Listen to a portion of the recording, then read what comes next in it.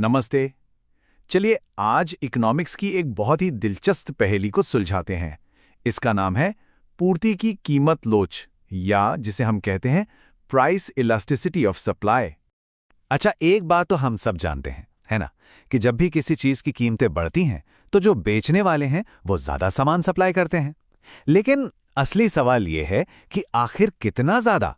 मतलब अगर दाम दुगना हो जाए तो क्या सप्लाई भी ठीक दोगुनी हो जाएगी, या फिर बस थोड़ी सी बढ़ेगी, या हो सकता है बहुत ज्यादा बढ़ जाए? यही तो असली पहेली है।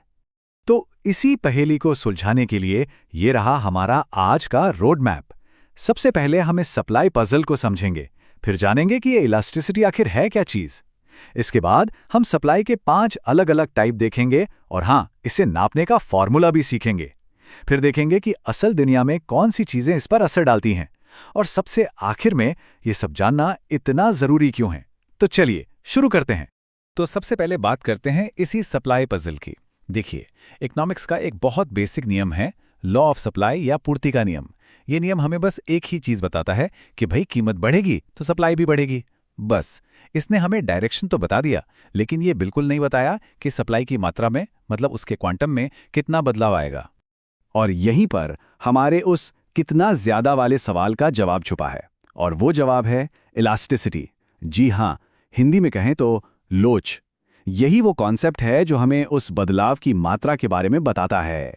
तो फिर ये प्राइस इलास्टिसिटी ऑफ सप्लाई है क्या चीज? देखिए, इसकी किताबी परिभाषा तो ये है कि ये एक माप है, एक मेजर है कि किसी चीज की कीमत में बदलाव आने पर उसकी सप्लाई की मात्रा में कितना बदलाव आता है। अगर बिल्कुल सीधे साधे शब्दों में कहूं ना, तो ये सप्लाई की रिस्पॉन्सिवनेस है। मतलब कीमत में जरा सा भी चेंज आया तो सप्लाई कितना रिएक्ट करती है, कितना उछलती है। इसे समझने का सबसे अच्छा तरीका है एक रबर बैंड। सोचिए, कीमत एक हाथ है जो रबर बैंड को खींच रहा है, और ये रबर बैंड है हमारी सप्लाई। तो सवाल ये है कि जब कीमत इसे खींचती है तो ये सप्लाई वाला रबर बैंड कितना ज्यादा खींचता है। कुछ रबर बैंड होते हैं ना जो बहुत ज्यादा खिंच जाते हैं, और कुछ होते हैं जो बिल्कुल सख्त होते हैं। बस इसी खिंचाव को, इसी लचीलेपन को हम इकोनॉमिक्स में लोच या इलास्टिसिटी कहते हैं। ठीक है, तो अब जब हमें ये रबर बैंड वाला आइडिया समझ आ गया है, तो चलिए सप्लाई के 5 अलग अलग प्रकारों को देखते हैं। ये 5 टाइप हमें दिखाएंगे कि ये सप्लाई वाला रबर बैंड बिल्कुल सख्त होने से लेकर अनंत तक कैसे खिंच सकता है। सबसे पहले बात करते हैं पहले एक्सट्रीम केस की। ये है ES इज इक्वल टू 0। यहां ES का मतलब है इलास्टिसिटी ऑफ सप्लाई। तो जब ये 0 हो तब क्या होता है? इस सिचुएशन को हम कहते हैं परफेक्टली इनइलास्टिक सप्लाई, या हिंदी में पूर्णतः बेलोचदार पूर्ति। जरा इस टेबल पर नजर डालिए। यहां अंडों का दाम 10 रुपए दर्जन है, फिर 20 होता है, फिर 30 हो जाता है, लेकिन सप्लाई वो 50 दर्जन पर ही अटकी हुई है। दाम चाहे कुछ भी हो जाए, सप्लाई टस से मस नहीं हो रही। तो इसका मतलब क्या हुआ? इसका मतलब यह है कि सप्लाई एक तरह से स्टक हो गई है, फंस गई है। और जब हम इसका ग्राफ बनाते हैं ना, तो इसका सप्लाई कर्व एकदम सीधी वर्टिकल लाइन बनता है। कीमत ऊपर जाए नीचे जाए कोई फर्क नहीं पड़ता, सप्लाई वहीं की वहीं खड़ी है। तो वो तो हो गई एक एक्सट्रीम सिचुएशन। अब आते हैं एक बिल्कुल बैलेंस्ड केस पर। E is equals to 1। इसे कहते हैं यूनिटेरी इलास्टिक सप्लाई या इकाई लोचदार पूर्ति। यहां पर है एकदम परफेक्ट बैलेंस। मतलब जितना परसेंट कीमत में बदलाव आएगा, ठीक उतना ही परसेंट सप्लाई में भी बदलाव आएगा। मान लीजिए कीमत 50% बढ़ी तो सप्लाई भी ठीक 50% बढ़ जाएगी। और इसका जो ग्राफ होता है वो हमेशा ओरिजिन से शुरू होने वाली एक सीधी लाइन होती है, एकदम बराबर का मामला।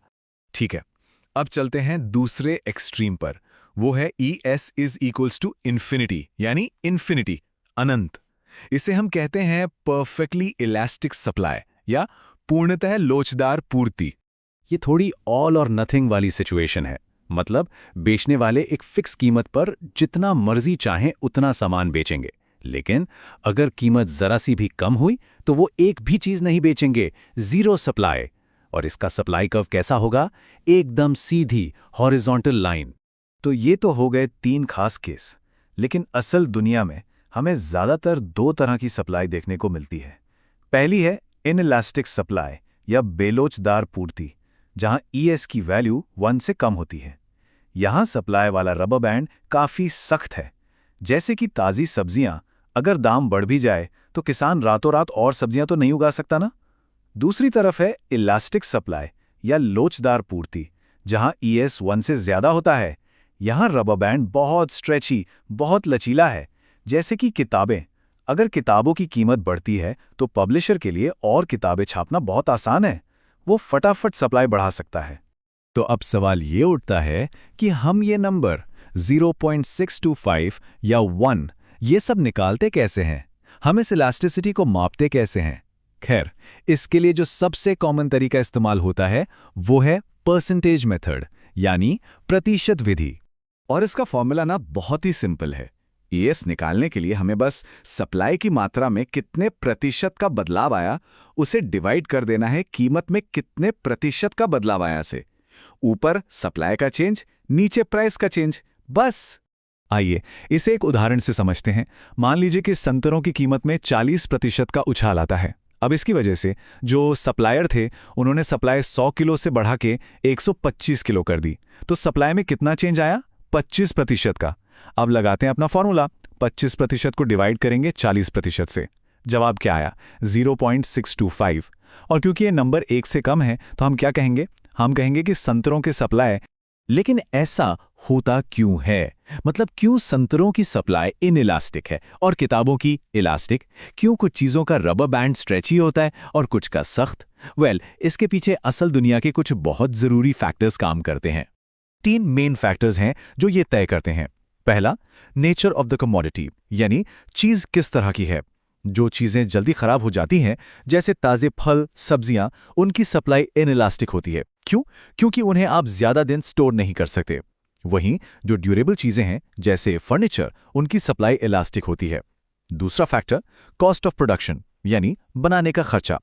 अगर प्रोडक्शन बढ़ाना सस्ता और आसान है तो सप्लाई इलास्टिक होगी।